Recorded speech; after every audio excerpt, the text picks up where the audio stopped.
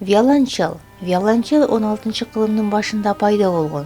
Түштүк Дакота музейинде жайгашкан эң байыркы үлгүсү 1540-60 жылдары Андреа Амати тарабынан жасалган. Антонио Страдивариден келген виолончелдер абдан бааланган. Алардын арасында биринчилик 1711 жасалган аспапка таандык.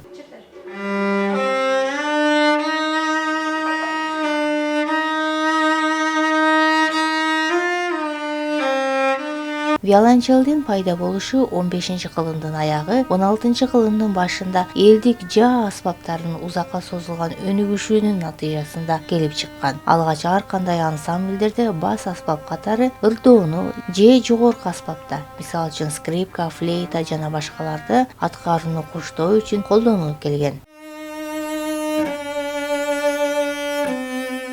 Виолончел негизинен Италия тилинен кичирейтүү, контрабас, скрипка түркүмүнө кирген бас тенор жаалуу тартма, 4 кылдуу музыкалык аспап катары эсептелинет. Жалпы узундугу 1550-1560 мм, турбаттын узундугу 760 мм болгон.